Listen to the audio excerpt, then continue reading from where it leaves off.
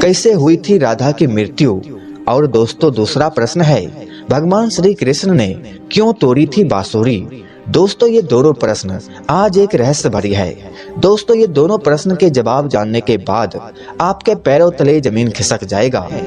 जब भी प्रेम की बात होती है तो दोस्तों श्री कृष्ण राधा के प्रेम की मिसाल सबसे पहले आती है। कहा जाता है कि दोस्तों श्री कृष्ण को केवल दो ही चीजें सबसे ज्यादा प्रिय थी।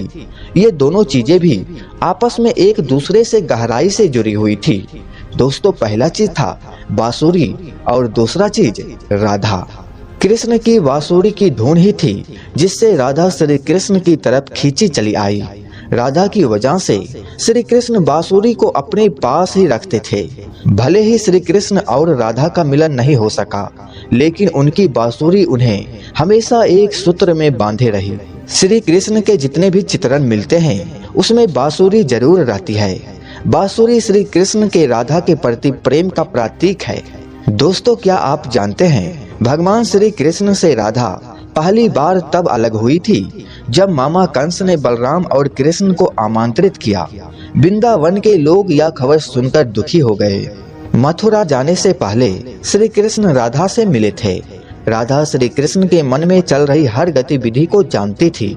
राधा को अलविदा कहकर श्री कृष्ण उससे दूर चले गए। कृष्ण राधा से ये वादा करके गए थे कि वो वापस आएंगे, लेकिन कृष्ण राधा के पास वापस नहीं आए। उनकी शादी भी रुक्मिणी से हुई। दोस्तों आपको यह जानकर हैरानी होगी, रुक्मिणी ने भी श्री कृष्ण को पाने के लिए बहुत जतन किए थे।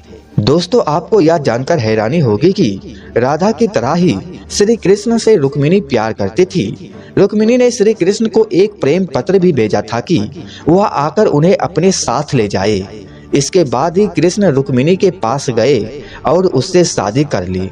कृष्ण के वृंदावन छोड़ने के बाद से ही राधा का वर्णन बहुत कम हो गया। राधा और कृष्ण जब आखिरी बार मिले थे तो राधा ने श्री कृष्ण से कहा था कि भले ही वो उससे दूर जा रहे हैं, लेकिन मन से कृष्ण हमेशा उसके साथ ही रहेंगे। इसके बाद कृष्ण मथुरा गए और कंस और बाकी राक्षसों को मारने का अपना काम पूरा किया। इसके बाद प्रजा की रक्षा के लिए कृष्ण द्वारिका चले गए और द्वारिकाधीश के नाम से लोकप्रिय हुए। जब कृष्ण वृंदावन से निकल गए तब राधा की जिंदगी ने अलग ही मोड़ ले लिया था। राधा की शादी एक यादव से हो गई। राधा ने अपने द्वैपायन जीवन की सारी रस्में निभाई और बूढ़ी हुई, लेकिन उसका मन तब भी कृष्ण के लिए समर्पित था। राधा ने पत्नी के तौर पर अपने सारे कर्तव्य पूरे किए। दूसरी तरफ श्री कृष्ण ने अपने दैवीय कर्तव्य निभाए। सारे कर्तव्य से मुक्त होने के बाद राधा आखिरी बार अपने प्रीतम कृष्ण से मिलने गई। जब वह द्वारिका पहुंची तो उन्होंने कृष्ण के रुक्मिणी और सत्यभामा के विवाह के बारे में सुना, लेकिन वह दुखी नहीं हुई। जब कृष्ण ने राधा को देखा तो बहुत प्रसन्न हुए। दोनों संकेतों की भाषा में एक दूसरे से काफी देर तक बातें करते रहे। राधा जी को कन्हा की नगरी द्वारिका में कोई नहीं पहचानता था। राधा के अनुरोध पर कृष्ण ने उन्हें महल के एक देविका के रूप में नियुक्त किया। राधा दिन भर महल में रहती थी और महल से जुड़े कार्य देखती थी।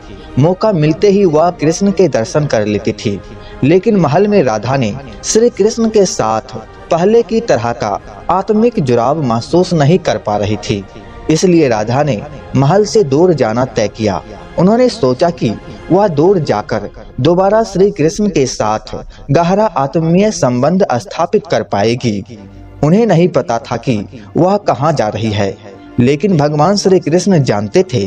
धीरे धीरे समय बीता और राधा बिल्कुल अकेली और कमजोर हो गई। उस वक्त उन्हें भगवान श्री कृष्ण की आवश्यकता पड़ी। आखिर समय में भगवान श्री कृष्ण उनके सामने आ गए। कृष्ण ने राधा से कहा कि वह उनसे कुछ मांगे, लेकिन राधा ने मना कर दिया। कृष्ण के दोबारा अनुरोध करने पर राधा ने कहा कि वह आखिरी बार उन्हें बांसुरी बजाते देखना चाहती है। श्री कृष्ण ने बांसुरी ली और बेहद सुरीली धुन में बजाने लगे। श्री कृष्ण ने दिन रात बांसुरी बजाई जब तक राधा आध्यात्मिक रूप से कृष्ण में विलीन नहीं हो गई। बांसुरी की धुन सुनते सुनते राधा ने अपने शरीर का त्याग कर दिया। दोस्तों, भगवान श्री कृष्ण जानते थे उनका प्रेम अमर है। राधा की मृत्यु को बर्दाश्त नहीं कर सके।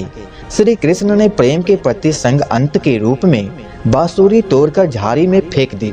उसके बाद से श्री कृष्ण ने जीवन भर बांसुरी या कोई अंत वादक यंत्र नहीं बजाया। कहा जाता है कि जब द्वापर युग में नारायण ने श्री कृष्ण का जन्म लिया था, तब माँ लक्ष्मी ने राधा रानी के रूप में जन्म लिया था, ताकि मृत्यु लोक में भी उसके साथ ही रहे। दोस्तों, आपके मन में कोई सवाल है तो कमेंट में पूछ सकते हैं, और हमेशा रहस्य भरी जानकारी के लिए आप मेरे चैनल को सब्सक्राइब जरूर कीजिएगा।